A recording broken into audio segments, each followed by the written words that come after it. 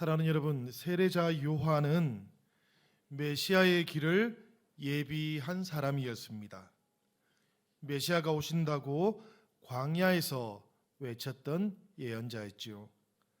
그런데 이 광야라는 것은 사막입니다. 사람이 없는 곳이지요. 메시아가 오신다는 소식을 전하려면 저 같으면 예루살렘에서 그리고 성전 한복판에서 외쳤을 것 같습니다마는, 그런데 이 세례 요한은 놀랍게도 사막에서 광야에서 외쳤답니다.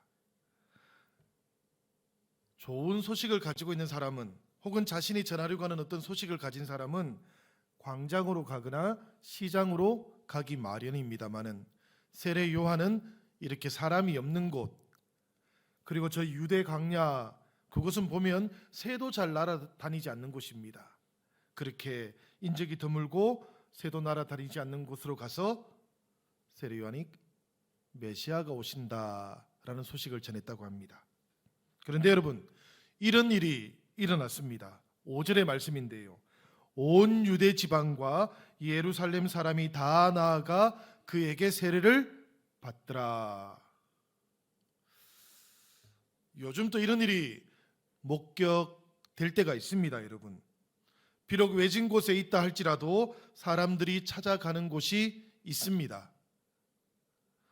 여러분들도 이런 것을 알고 계실 거라 생각을 합니다마는, 저는 이 말씀을 쓰면서 저 프랑스에 있는 떼제 공동체 같은 것을 생각을 했습니다. 장소가 굉장히 불편한 곳입니다. 떼제라는 곳은. 그곳에 가면 여름에는 군대 막사 같은 곳에 잠을 재우거든요. 근데 그 군대 막사 같은 곳도 다 차고 나면 그냥 마당에다가 임시로 뭔가 이렇게 박스 같은 걸 깔고 잠을 자기도 합니다. 배낭을 메고 온 사람들은 그 배낭을 메고 잠을 청하기도 합니다. 먹는 것도 대단히 부족합니다. 먹다가 남은 빵을 나눠주기도 합니다. 여러분, 먹다가 남은 빵을 먹으면 얼마나 딱딱한지 혹시 아십니까? 한국에는 제과점에 가면 그런 빵이 많지는 않더라고요, 보니까. 그런데 이 유럽에서 식사 대용으로 먹는 빵들은 보면 하루만 지나도 바깥에 놔두면 그게 정말 딱딱하게 굳어져 갑니다. 며칠 지나면 정말 돌처럼 굳어져요. 이 떼제에 가면 남은 빵을 버리지를 않습니다. 그래서 다음 사람에게 남은 빵을 꼭 나누어 줍니다. 그래서 먹는 것도 대단히 불편해요.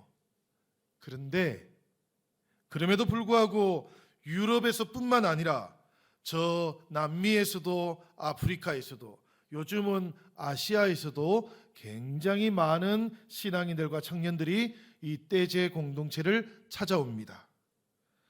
그곳에 찾아오는 이유는 딱 하나뿐이래요. 그곳에 가면 하나님의 숨결을 느낄 수 있기 때문이랍니다. 사실 이 프랑스에 있는 떼제 공동체가 우선 대도시에 있는 것도 아닙니다, 여러분. 원래 수사들이 대단히 한적한 마을에다가 만들었기 때문에 교통도 대단히 불편합니다. 그런데도 불구하고 사람들은 이 떼제 공동체를 해마다 순례해서 찾아오고는 유럽에 와서 다른 곳에 가지도 않습니다. 일주일 동안 그곳에서 머물러 있다가 돌아가곤 합니다. 세례 요한의 때나 지금이나 사람들은 여전히 하나님을 만나고 싶어 합니다. 그리고 하나님의 임재하심을 체험하고 싶어 하는 것입니다. 성경에서 보면 광야라는 곳, 이 세례 요한이 메시아가 오신다고 선포했던 그 광야라는 곳은 하나님이 계신 곳이었습니다. 하나님께서 이스라엘 백성들을 처음 출애굽시키고 나서 데리고 간 곳이 바로 이 광야였지 않습니까? 이 광야라는 곳은 아무것도 바라보거나 의지할 곳이 없는 장소입니다.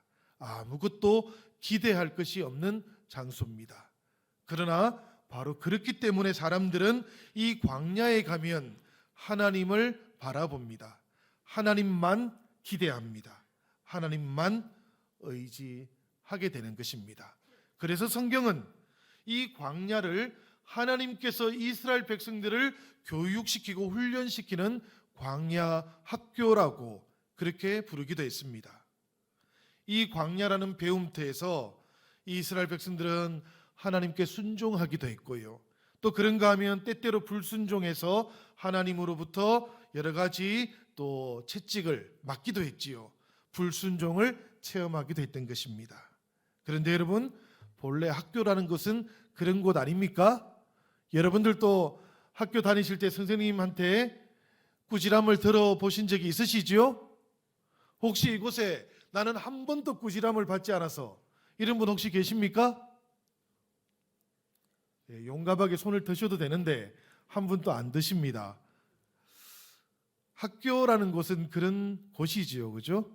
우리가 실수하기도 하고 실수한 것은 다시 교정받기도 하면서 양육되어 가는 곳입니다. 이스라엘 백성들에게도 광야는 그런 곳이었어요. 하나님으로부터 때때로 양육을 받고 교정을 받기도 했던 곳입니다. 그러면서 이스라엘 백성들은 하나님과 그곳에서 처음 만나서 사랑을 꽃피웠던 곳, 그러니까 광야는 이스라엘 백성들에게는, 저 출애굽했던 백성들에게는 하나님과 첫사랑이 이루어졌던 곳이기도 합니다. 세례자 요한은 바로 그런 광야에서 지금 이스라엘 백성들을 부르고 있던 것입니다. 그러니까 단순하게 광야라고 하는 어떤 장소로 오라고 그렇게 말하는 것은 아닙니다. 그죠? 이것은 어떤 장소를 가리키는 것이 아닙니다. 우리의 영혼을 얽매고 있는 곳, 우리를 지치게 만들었던 것들로부터 떠나서 하나님께 나아오라라는 그런 요청인 것입니다. 한 해 동안 우리가 열심히 살아왔지만, 그러나 열심히 살다가 보니까 나도 모르게 우리의 영혼이 하나님에 대해서는 가난해져 버렸다면 이제 다시 하나님께로 나오십시오라고 그렇게 부르는 장소인 것입니다. 대림절을 맞이하면서 교회가 전통을 하나 가지고 있는데요, 아주 고대에서부터 이런 전통을 지켜왔습니다. 뭔고 하면 대림절 4주간 동안에 꼭 한 번은 이 세례자 요한에 대한 말씀을 묵상하도록 했다라는 것입니다. 고대로부터 설교자들은 이 대림절의 한 주일은 이 세례자 요한의 이 요청에 대해서 묵상하도록 그렇게 권면을 받고 있었다라는 이야기입니다. 그 이유가 뭔가 하면은 바로 이 광야로의 초청, 우리의 마음을 다시 하나님께로 돌아오게 하라라는 이 세례자 요한의 호소 때문입니다. 하나님을 만나시는 이 대림절 셋째 주간이 되시기를 바랍니다. 여러분들도 내 삶의 분주한 장소를 잠시 내려놓고 광야로 나가 보시기를 바라요. 광야로 어떻게 나가야 되지요? 몇 번 버스를 타면 갈 수 있나요? 제가 주변에 보니까 전부 도시밖에 없어가지고 광야로 나갈 수 있을지 잘 모르겠습니다. 그지요? 그런데 대림절에 우리가 나가야 되는 광야는 사실 그런 장소적인 의미도 있겠지만 우리 시간의 광야, 우리 일상의 광야일 수도 있겠습니다. 늘 반복되게 일정하게 살아왔던 그 시간에 우리가 광야를 조금 만들어 보면 좋겠어요. 늘 반복되었던 삶에 우리가 광야라는 조금은 낯선 장소와 시간을 한번 만들어 보면 어떨까 싶습니다. 여러분들, 성탄절이 며칠 남았지요? 딱 열흘 남았습니다. 그지요?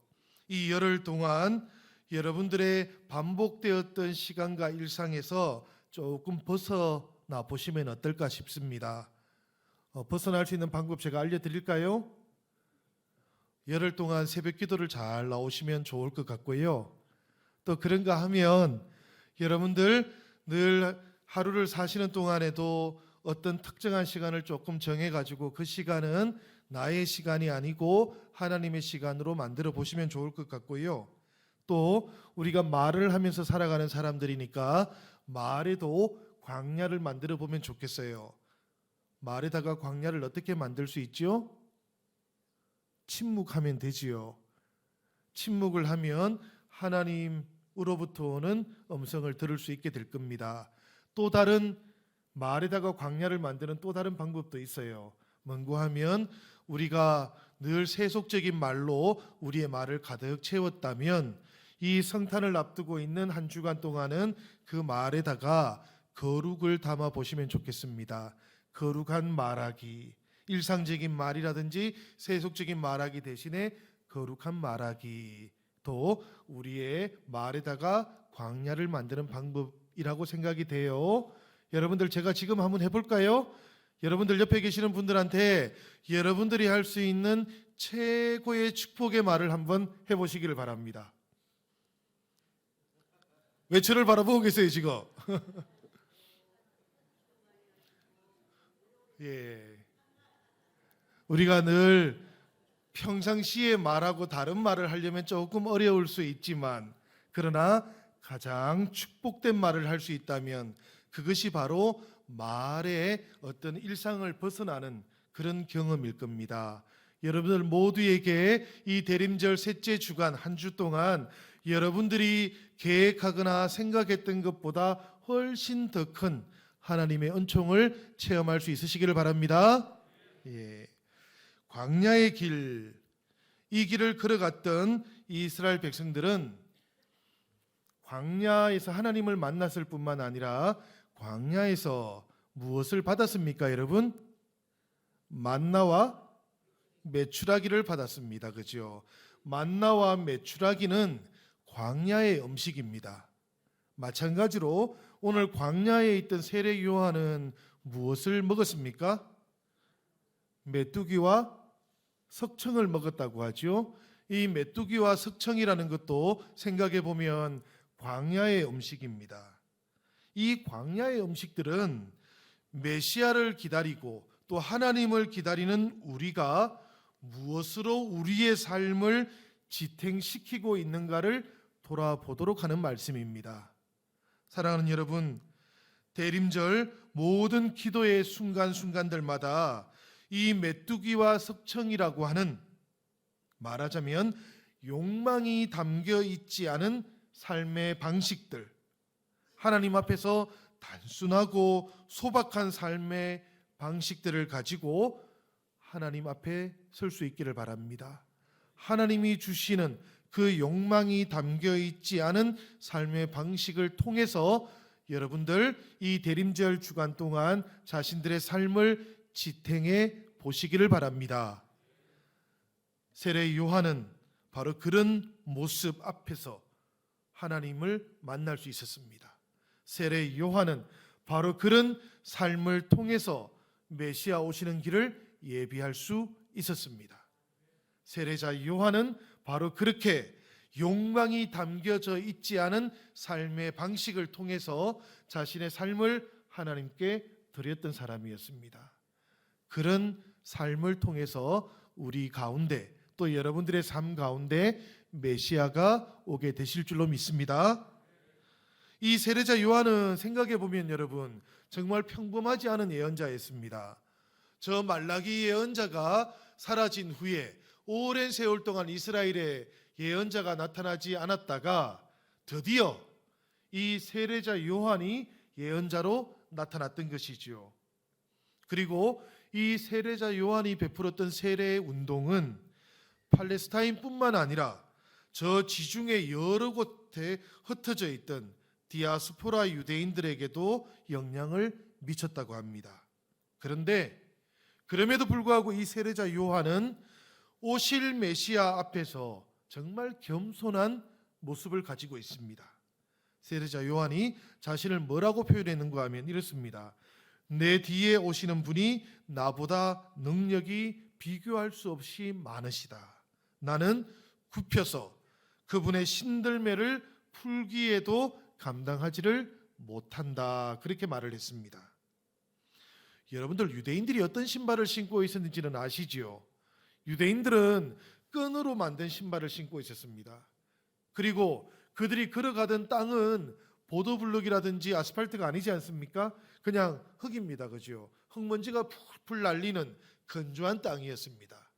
이 가죽신, 이 가죽끈으로 만든 신을 신고 흙먼지가 날리는 그 땅을 걷던 사람들의 신발끈을 풀어주던 일을 누가 했습니까?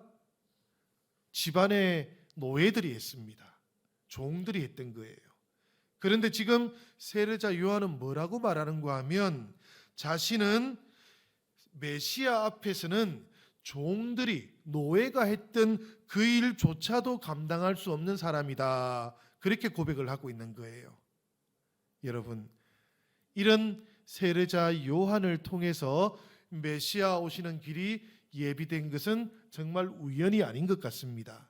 왜냐하면 이렇게 겸손한 마음을 통해서만 메시아는 오시기 때문입니다.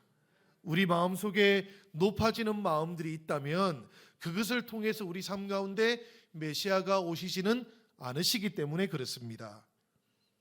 오늘 우리가 읽었던 이사야서 40장 3절의 말씀은 이 세례자 요한이 보여주고 있었던 겸손의 모습을 아주 분명하게 예언하고 있는 말씀이기도 하지요. 이 40장 3절의 말씀을 보면 외치는 자의 소리가 뭐라고 말씀했는지 우리가 읽게 됩니다. 너희는 광야에서 여호와의 길을 예비하고 광야에서 하나님의 대로를 평탄케 하라. 그런데 어떻게 해요? 이 이사야서 40장 3절의 말씀은 이어지면서 그 어떻게 평탄케 하라는지, 어떻게 길을 예비하라는지 다 알려주고 있습니다. 그 말씀은 이렇게 이어져 있지요. 골짜기마다 도두어지며 산마다, 작은 산마다 낮아지며 고르지 않은 곳이 평탄케 되며 험한 곳이 평지가 되게 하면 된다고 그렇게 알려주고 있는 것입니다. 여러분, 모든 산들이, 봉우리들이 낮아지게 된다는 말씀은 그냥 우리가 눈으로 보는 저 자연의 산들이, 봉우리들이 낮아지는 것만을 의미하는 것은 아닙니다. 사실 더 중요한 의미는 이런 거예요. 모든 산들이라고 할 때 그 모든 산들 속에는 사람들 사이에 있는 산들도 포함이 되어 있습니다. 사람들 사이에 무슨 산들이 있습니까, 여러분? 그렇습니다, 여러분. 사람들 사이에는 많은 산들이 있어요. 분리시키는 산들이 있습니다. 마음을 상하게 했던 말들 때문에 마음속에 생겨나 있는 산들이 있어요. 누군가 한 해 동안 쏟아놓았던 거친 말 때문에 마음속에 상처 입은 산들이 있습니다. 사람들 사이에는 그 모든 일들의 결과로 생겨난 침묵의 산들도 있습니다. 사람들 안에도 산들이 대단히 많다는 이야기입니다. 어떤 사람들은 지쳐버린 절망의 산들을 품고 있기도 합니다. 어떤 분들은 단 한 번도 위로받지 못해서 꽁꽁 닫아놓고 있는 산들이 있습니다. 그래서 모든 산들이 낮아져야 된다라는 말 속에는 메시아께서, 하나님께서 이 세상의 자연의 산들을 낮추시는 것뿐만 아니라 사람들이 서로 낮추어야 되는 산들도 있다는 이야기입니다. 여러분, 이 모든 산들이 낮아져야만 메시아가 오신다고 하십니다. 우리가 내 안에, 또 우리들 사이에, 우리 신앙 공동체 안에, 그리고 우리 가족들 안에 어떤 산들이 높아져 있는지 꼭 돌아보실 수 있기를 바랍니다. 골짜기마다 도두어져야만 메시아가 오신다고 합니다. 여러분, 골짜기마다 도두어진다는 것은 낮아진 모든 것들이 회복되는 것을 의미합니다. 이것도 똑같겠지요? 산들 사이에 있는 골짜기만을 의미하는 것은 아닙니다. 그지요? 사람들 안에 있는 깊은 심연들이 있습니다. 실망해버리고 더 이상 기대하지 않고 더 이상 하나님을 신뢰하지 못하는 그런 골짜기들이 우리 안에 있어요. 사람들 사이에도 골짜기들이 있습니다. 우리가 이 영신 신앙 공동체에서 1년을 살고 10년을 살고 50년을 사시고 64년을 사셨는데요. 저는 8개월을 살았습니다. 그런데 8개월을 지내는 동안에도 제가 돌아보면 아직까지 인사하지 못한 분들, 친절하게 축복의 말을 전하지 못한 분들이 계시거든요. 제가 부끄럽게도 이런 일이 한 분 있었습니다. 새벽 예배 시간에 우리 집사님이 한 분 예배 드리러 오셨는데 제가 인사를 나누지 못했던 분이셨습니다. 그래서 제가 새벽 기도가 끝나고는 따라 나가서 우리 교회 처음 오셨습니까? 혹시 저는 새로 이사 오신 분인 줄 알고 인사를 나누었더니만 목사님, 저 누구누구 집사입니다. 그렇게 말씀하시는데 제가 얼굴이 화끈거렸습니다. 사실은 아직까지 다 인사를 못 드렸거든요, 제가. 그리고 때로는 우리 중2층에 예배 드리시는 분들은 저랑 인사를 꼭 나눠주셨으면 좋겠어요. 우리 바로 내려가시면은 인사를 잘 못 드리게 되는 경우들도 있거든요. 그런데 이런 일이 저랑 그 집사님에게만 있는 것은 아닌 것 같습니다. 우리 교회에서 오랫동안 신앙생활을 하셨던 분들도 사실은 1년을 지나는 동안 또 한 번 또 인사를 못하는 경우들도 있는 것 같아요. 보니까 1년이 반복돼서 그렇게 될 수 있다면 어쩌면 2년도 그렇게 될 수 있는 것 아닙니까? 2년이 그렇게 될 수 있다면 10년도 그렇게 될 수 있는 것 아닙니까? 놀라운 일이지요. 이게 그냥 놀랍기만 한 것은 아니고 깜짝 놀랄 일입니다. 그냥 저희는 사람들 속에 있는 골짜기들을 잘 메꾸어야 됩니다. 도두어져야만 하는 것입니다. 그래야만 메시아가 우리 안으로 오실 수 있다라는 그런 말씀이기도 하지요. 사실은 아주 높아진 사람들과 아주 낮아진 사람들이 있다면 여러분, 그분들의 눈높이에서 서로를 바라볼 수 있게 될 때에 메시아가 오신다라는 그런 말씀이기도 하십니다.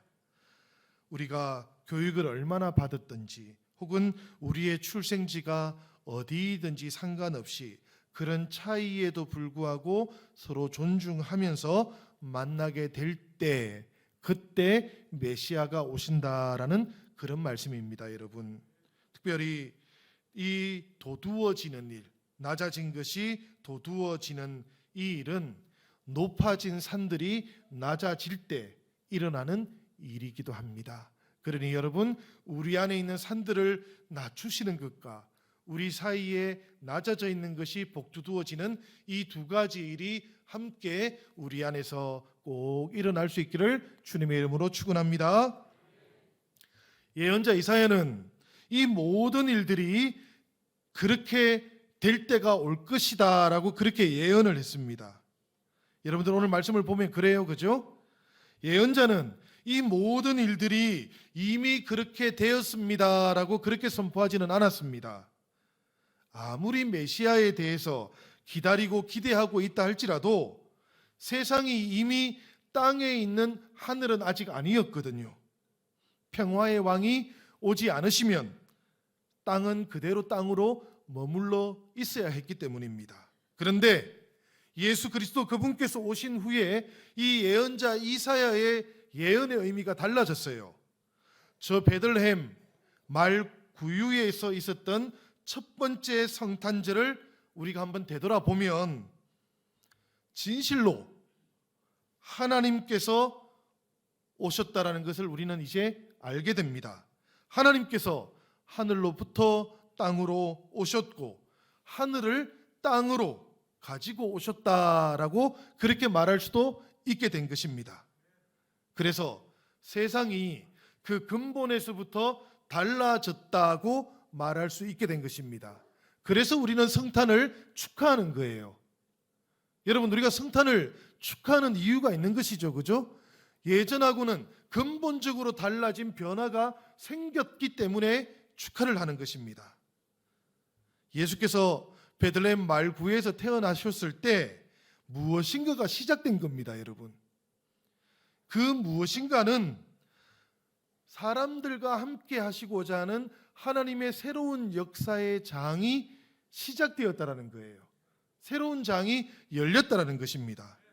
하나님께서 사람들과 가까이 계시기 원하신다고 하는 분명하고 생생한 표식이 나타났다는 이야기입니다.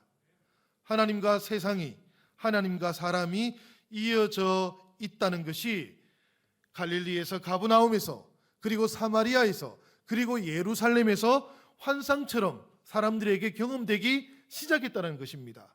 그뿐만 아니라 예루살렘에서부터 시작된 그 일이 이제는 유대와 사마리아와 땅 끝까지 사람들에게 다 경험되기 시작했다는 것입니다. 그래서 사람들은 성탄을 기뻐하고 축하하게 되었던 것입니다. 메시아가 오신 세상이 시작되었다는 거예요. 메시아가 오신 시대가 시작되었다는 겁니다. 그 메시아 오신 그 일을 경험한 사람들이 나타나게 되었다는 것입니다. 그래서 광야의 주의 길을 넓히고 모든 골짜기가 높아지고 모든 산들과 봉우리가 낮아져야 한다는 이 말씀이 사람들에게 임하게 되었던 것입니다. 이것을 경험한 사람들은 위로를 받았고 격려를 받았던 거예요. 또 이 말씀을 경험한 사람들은 동시에 이것이 자신들의 삶을 향해서 메시아가 요구하는 말씀이라는 것도 알게 되었습니다.